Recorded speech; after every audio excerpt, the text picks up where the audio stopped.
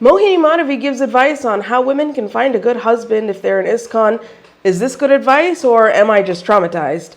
Find out after the intro. You're watching the Hare Krishna Hot Take. Hare Krishna, my name is Prema. Welcome back to my channel. This is the Hare Krishna Hot Take, where we look at whatever's trending in social media and we talk about it. This is not trending so much, it's just whatever's on my mind. Just a disclaimer, I do not represent any Hindu, Gaudiya Vaishnava organization or whatever. I don't represent ISKCON. These are just my thoughts, opinions, my jokes. So take it with a grain of salt. Alrighty, so today I was scrolling. I happened to see suggested for me a video by a young lady, a Mataji, I guess, named Mohini Madhavi. She's got 21.9 thousand subscribers. Pretty good, nice, decent. And she made a video called Tips Which Help Me Find a Husband in ISKCON. It's got 14,000 views. She made it about 4 months ago. It's got 255 comments. I thought it'd be something interesting to react to. Hopefully nothing too insane. So let's watch it together, yeah? I've got my trusty headphones that are still attached with a hair tie. You know what? My whole setup is falling apart here. Okay, let's be real.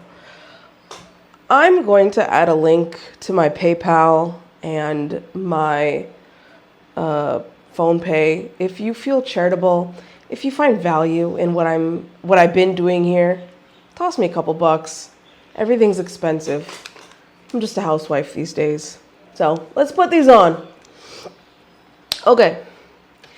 I'm going to be honest with you. I personally don't like attending seminars, reading books, watching videos about finding a husband, finding a wife, how to be a good wife, how to be a good husband, or whatever. Like, those things just don't appeal to me. And I'll tell you why. When I just gotten married, I was very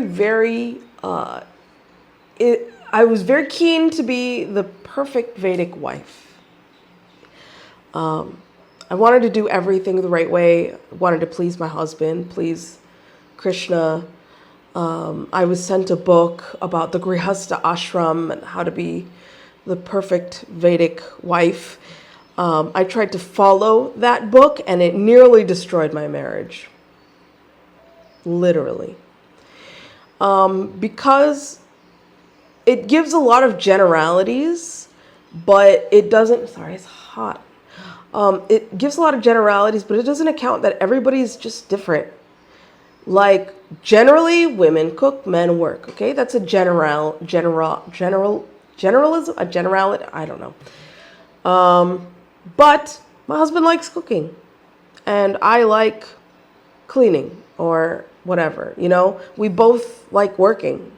I would love to be the type of person to just sit at home and take care of a home and never do anything beyond the house, but I'm just not like that. I always feel like I need to be contributing somehow, and I don't like things being always given to me by my spouse. So for me, it's better to work. But everybody's different, you know. But so, yeah, books like that nearly destroyed my marriage. And then it was like they put so much onus on what the woman should do and like nothing on what the husband should do. And I was kind of like, you know what? I'm over this perfect wife, perfect husband thing. You either take me or leave me. That's it. But we'll see if she says something different. She has another video called Why I Voted for Donald Trump.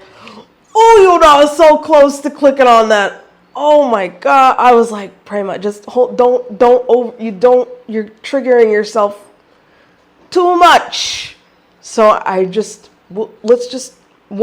one thing at a time, okay?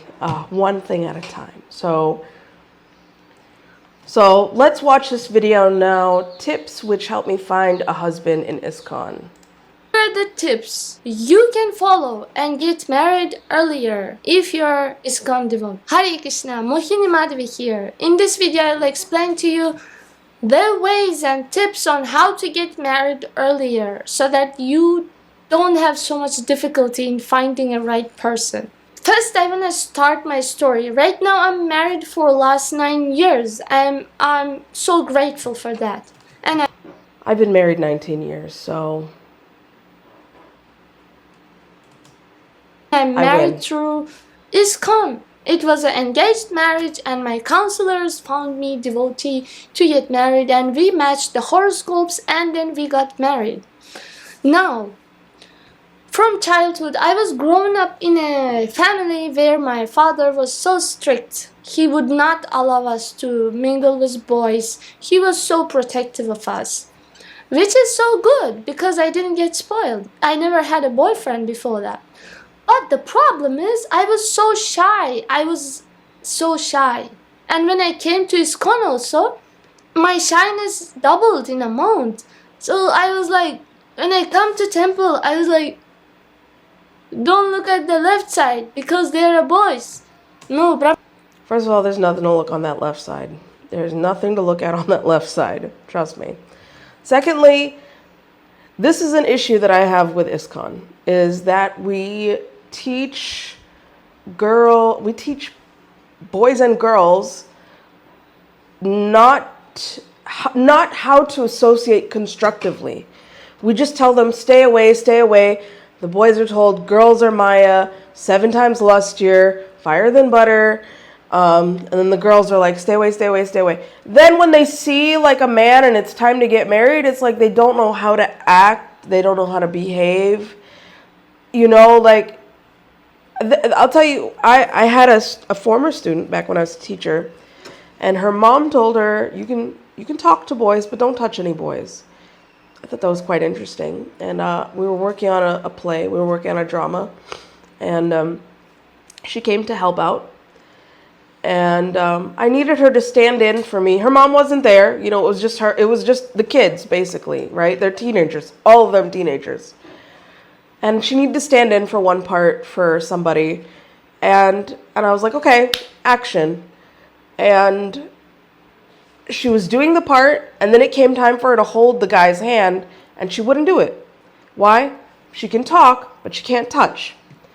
I was very impressed by her integrity, because usually kids her age, okay, parents aren't around, let me just take a little advantage.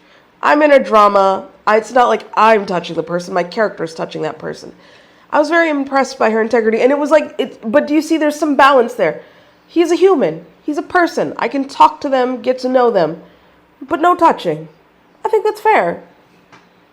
So you see, like, there's two sides. Don't be too, like, fanatical, where it's like, now you see a boy and you're like, I don't know what to do. What is this? This is like an alien. And then there's the other side, you know, where it's like you're too loose, and then the morals and the principles and all that. So this is something I've been preaching for a long time, is that you don't want to be like this, where you see somebody of the, you see a man or you see a woman, and then you're just like, your brain starts, it starts malfunctioning, you know what I mean? And then the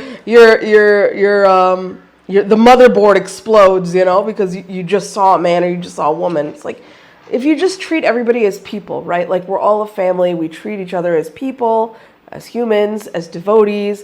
If you see her as a servant of Krishna, you see him as a servant of Krishna, then I feel like then there's not this possessiveness of like lust and desire and wanting and whatever. It's just more like, we're here to do this service together. Brahmacharis, don't look at the right side. Another brahmachari. So I used to be like this. And now, with this mentality and with this consciousness, activities, how you're gonna find a devotee husband? I know devotee girls who are so, I mean,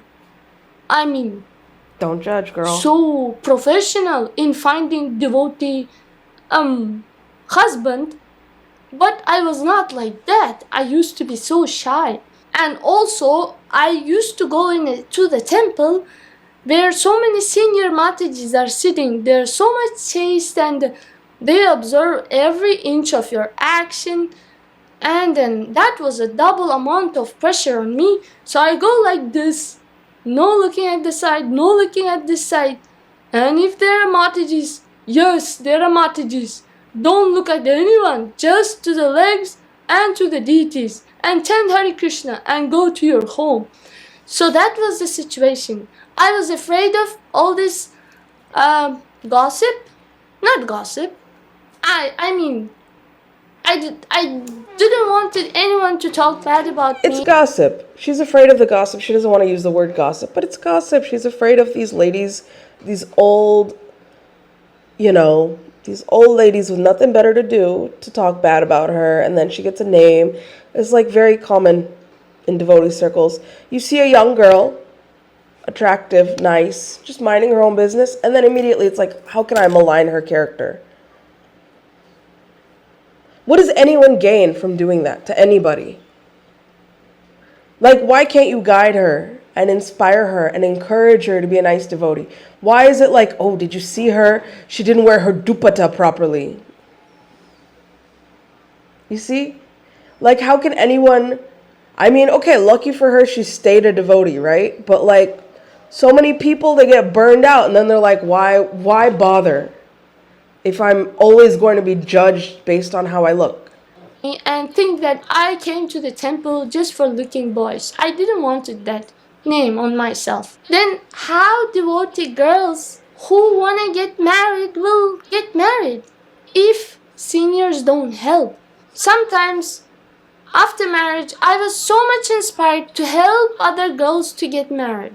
But then I can understand the seniors as well, because right after getting married myself, I was so inspired to marry every other devotee girl, because I went through this much difficulty myself. I wanted to help all the devotee girls to get married. I was meeting this boy with that girl, meeting with this girl with that boy, and then I actually arranged a few marriages. You cannot believe. And they're so, thank God, thank God, thank God. They're so lucky right now. They're having a good families. That's nice. I don't like trying to arrange marriages and stuff. It's too stressful, because you're dealing with people's lives. But after so many years of marriage, we forget the pain we went through. And then right now, I'm not so much helping others to get married, which is so bad. Now, girls, there are so many devotees, senior devotees, who are like me, who want to help, but they're a little bit lazy. Now, please forgive them. And in this video, I will tell you, I don't think it's a senior devotee's responsibility to get you married. That's like your responsibility, your parents' responsibility. Maybe if there's like a person who specifically, exclusively does like matchmaking for people, fine, that's their responsibility. But like, not every senior devotee is responsible for getting you married. That's strange to call them lazy. No, we all got, I don't know if I'm a senior devotee, but like, no, like, people have stuff to do. Their main concern is not getting you married. what you can do so that you can find a good match for yourself and get married earlier. First thing is, please try to become happy and engage yourself in your psychophysical activities. If you take a flower which is rotten and which is so dry, will you gonna buy that flower? I'm sure no. But if you see flower which is so fresh, so much beautiful, so much attractive, so much revealing her beauty and nature, the smell, essence, so will you buy that flower? Yes, everybody will want that flower. So the same way, when you develop your feminine qualities, when you develop your psychophysical nature, for example, I don't know what she means by psychophysical nature. Like, does that mean like just doing the things that you're inclined to do, maybe? But what she's saying reminds me of RuPaul. He says at the end of every drag race competition. If you can't love yourself, how in the hell are you gonna love somebody else? You know, try to be cool with yourself first. Like, I know for me, I mean, not related to marriage, but just like in general in life or whatever, like, I always think, like, who's gonna be my friend if I can't be my friend? Like, if I met me and associated with me, would I enjoy my company? And I remember at one point it was like, no, I'm kind of a bummer. And then you figure out how to change that. So she's basically saying the same thing. Like, you need to work on loving yourself, being confident about who you are. And yeah. If you're a dancer, you try focus there, become a very nice dancer, engage that in Krishna consciousness, and what that will do, I'll tell you, that will remove your mind from the mentality of when I get married, when I get married. Who will want to marry somebody who is so much crying for that marriage and so much sad? That's true. You look desperate, girl. Don't do it. Don't do it. Right? She's got a good point. She's got a good point. When I was a teacher, I used to tell all my girls, I say, what you need to do, get a hobby. See what you like doing. See what you're talented at. See what interests you. And work on it. Put yourself out there in that way. If you like dancing, learn how to dance. If you like singing, learn how to sing. If you like math, science, if you like archery, I don't know, just whatever is part of what makes you, do it. Whatever interests you, do it. There's nothing wrong with that. It's a good suggestion. Not because it distracts you, that's like one thing, but also it makes you an interesting person. Like, imagine you go on a date with a guy and he's like, well, what are your interests and hobbies? And you've done like nothing. And, you know, you've just been like a little, you know, potato in a corner somewhere. That's not great, you know? But if you're like, oh yeah, you know, I know how to dance. I've done a little taekwondo or something, you know what I mean? Something. Then it's like, oh, that's interesting. And what made you decide to learn that? Or how much do you know? Or it can really like bring out a conversation. It can tell people more about you or whatever. So get some hobbies. Figure out what you're good at. Do something that interests you. Nobody actually. I'm sorry. Because men also want some inspiration. They also are like honeybees. They want to get something very sweet and attractive. So the same way, if you develop very, like, you don't need so much of physical beauty to be so much beautiful. You can be Hear that, ugly people? By becoming a very nice woman. If you develop your feminine qualities, you will be known to many. And many people will want to have you as their daughter-in-law, as their wife. For example, my situation, I'll be honest with you, I still don't know what it means to be like feminine. Like, what does it mean to develop your feminine qualities? Does it mean to only do girly things? Or things that are assigned as girly? I'm still trying to figure that out. Someone tell me. I was so much very shy girl, but then when I was doing service in Hare Krishna TV, Vaishnava Seva Prabhu told me, can you give a lecture and can you give a video on the YouTube? I was like, what? No. But then he told me, please try it. Then I started and I liked it because I did my master's in journalism. It's kind of aligned with my kind of psychophysical nature or something like that. Then I started doing 200 videos. And then later in life, my husband said that actually first time he met me on the YouTube, he watched my video and he liked my ideas. Cute. He actually told that he saw me in the YouTube, and when proposal came, usually Indians say no to the foreigners. I'm in the foreign body. But he said, I don't oh know if my I believe goodness, this is the person I fell in love with in the YouTube. Because she has so many nice ideas. She is following Indian culture more than many Indian girls. Then he agreed to get married to me. Like this, when I'm telling you to engage in your activities, in your varna, then you will be like a flower, so happy, so self-satisfied, so that other people will get attracted to you. And same way, mother-in-laws will want you to be their daughter-in-law. So be confident and engage in your activities. Other thing is, in every ISKCON center, there are marriage boards. One of the best ones are in Mayapur. There have big... We have a ISKCON, we have a marriage board? Where? Who?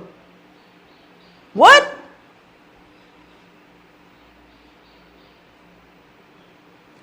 big system News of to me, data girl. where so many devotees come there and they matchmake. The next time somebody tells me they want to get married, I'll be like, go check the board. Also, big marriage board where I was also there, and we got married in Chopati.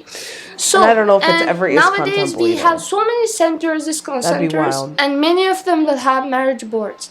Please go and approach them. But for them, usually you will have to be following all four Gilda principles, and you will have to be at least chanting 4 rounds or ideally 16 rounds a day, because they help only for devotees. And the third thing is that there are online websites like marriedevotee.com. So don't feel shy, please. When you want to get married, you need to do something, and you need to get married on time. And it's a natural thing. I know girls, they're very shy. That's why I think something that we need to make a note of here is that we're talking about arranged marriages. Not love marriages where he meets her, she meets him, and then they start to talk and fall in love. Arranged marriages, I've realized over the years, are a little bit more transactional. They're like a business proposal. You show the best sides of yourself, what you've got to offer, and you may or may not agree, and you make a connection. I was like that, not using those kind of websites where you put your photos. So, but if you want to get things done, I would suggest you to go to the website and develop a very nice profile of your many photos, showing yourself, and along with your friends, family, and yourself in the picture, high quality photos, and in real life photos, so that person sees you from many angles, and person sees your natural face, not so much edited photos, because the photos are so much edited. There was a case, I met one boy and girl from US. His photos were so much edited that after 1 year, when girl went to meet the boy, she was so much shocked. She said that the photos look completely different than the person. Okay, but a year? After a year they met. Why weren't they, I don't know if this was maybe a long time ago, but like video calling is there. I think like after, let's say a month of consistent talking, if you're not going to the next level and like video chatting, shut it down. Shut it down. What are they hiding? You want to see what each other looks like. So that's why when you put photos, make sure that they're not so much edited, but show your real face, because you actually want the person not for one night or one day. You want the person for one life. So that's why life is long, and make sure you put your real photos, but put many photos so that he can see you, he can find out a little bit about you through your photos. Other thing is, yes, senior devotees are your best helpers. In any community you go, you just request them. I'm having a profile. Listen, I found out recently that I'm a senior devotee. I want to cry. I don't feel like a senior devotee. People touch my feet sometimes and I'm like, what's happening? Like, my hair is still black. Like, what are we doing here? Like, I'm a goober. Like, I'm like perpetually online. Like, I'm not worthy of that kind of attention. And also, it's not my job to get you married. So don't ask me if you see me, if I know somebody. I don't. I never go outside. Thank you. Here, create your profile in canva.com. You can create your profile. You put your pictures and you write about your details, your biodata, and then send to the Mataji or print it out and show to the Mataji, this is my profile. Please help me to find a good match for myself. I want to get married. Also, girls try to find somebody in the kirtans during kirtan festivals and all. Unfortunately, I am not for that, because kirtans, when we do kirtans, we don't want to bring that material things into kirtan field. We want. Where are they gonna go? Where are they gonna go? Let's be real, okay? Where are they supposed to go? You've spent the girl's entire life teaching her about marriage. Oh, find a nice husband, someone that'll protect for you and someone that'll provide for you. And you've only taught her how to think of herself in that way, that she has to be a partner for somebody else. And then you're upset when she's looking for that partner. Make it make sense. If you got her out here saying, I want you to be the best version of yourself, you are my offering to Krishna, right? And you teach her how to be a good student and a good friend, and you teach her how to do all kinds of activities, right? She's out there making garlands for the deities and horseback riding and painting and mixing up potions for chemicals or whatever it is that she loves to do. You know, like, she'll be engaged in that direction and somebody will find her. But if it's like, oh, well, don't look for a husband in the temple, where is she supposed to look for a husband? Especially if all you've ever taught her is that all she's good enough to do is be a wife. Make it make sense. Make it make sense to me, because I don't get it. You can't be mad at the girl for looking at a boy in Kirtan Mela when all you've ever taught her is that she needs to find a husband, and not you need to self-actualize and become a devotee of Krishna. Am I right or am I wrong? Somebody tell me. I'm going to focus only on the kirtans and the holy names, so that every person who is chanting in the big hall is only focused on the holy name, so that kirtan will become so powerful. But when some young girls start thinking, oh, I'll find my match here, and then create that mentality in kirtans, then And then also, why are we putting the onus on the girl? This is another thing that I don't agree with. Maybe she dressed beautiful because she's dressing beautiful, and he's watching her, and he can't keep his eyes off of her. How's that her fault? She's just a beautiful girl. Here in Mayapur, we have a lot of beautiful girls. A lot of beautiful girls. You can't blame them for being beautiful. They just are. Why is the onus only on the girl? This is what I'm saying. It's always on the girl. Oh, the girl has to be like this, has to do like that. Guys need to elevate their consciousness too.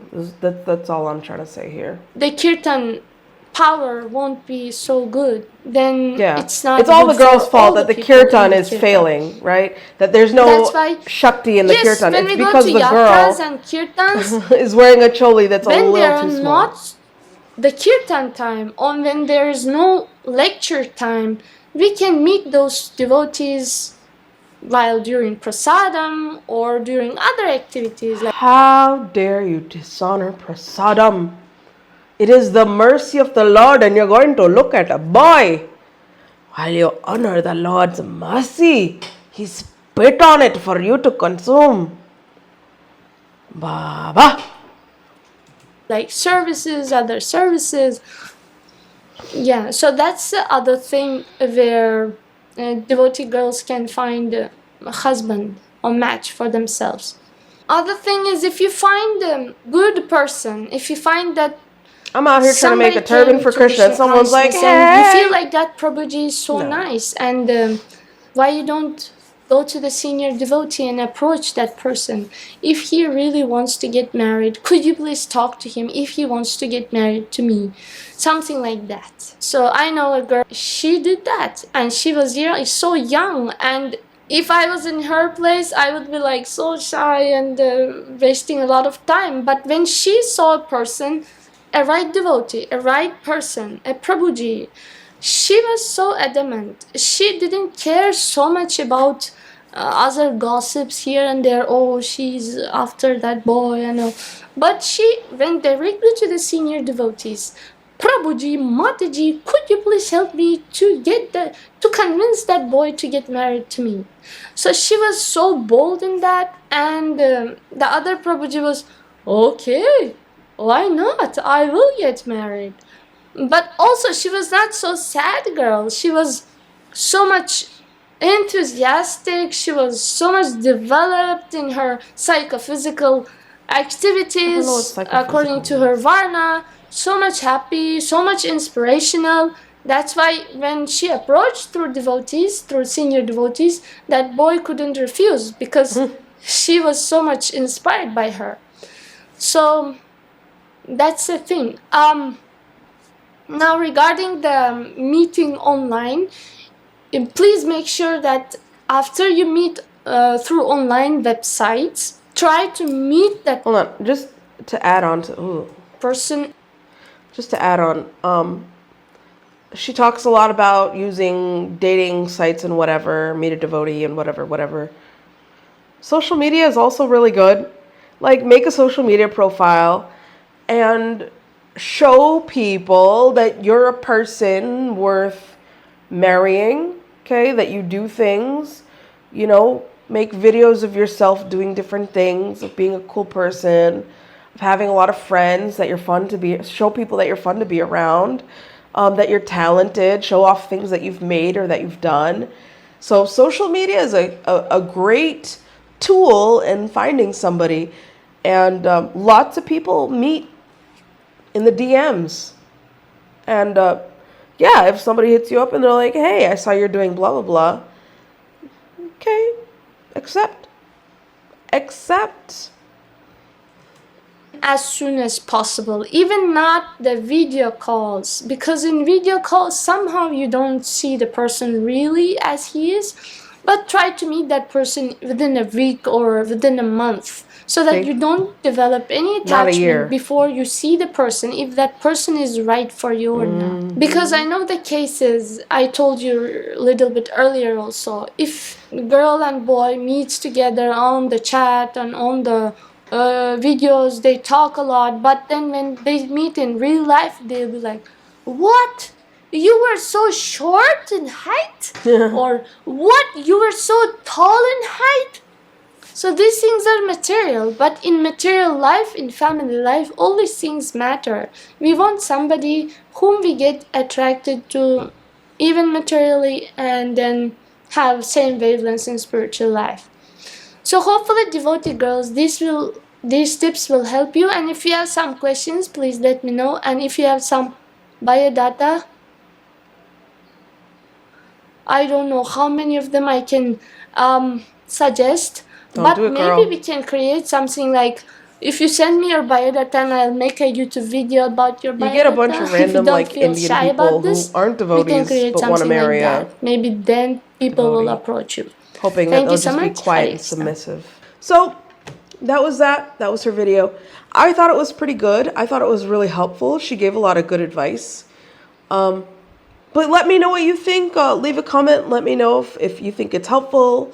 What else would you add? Is there more advice that you'd give to young ladies or young men who are looking for a life partner in our community? I'd love to hear from you and hear what you think, and just share. But thank you once again for watching my video. Feel free to check the description box below to see how you can support me in any way.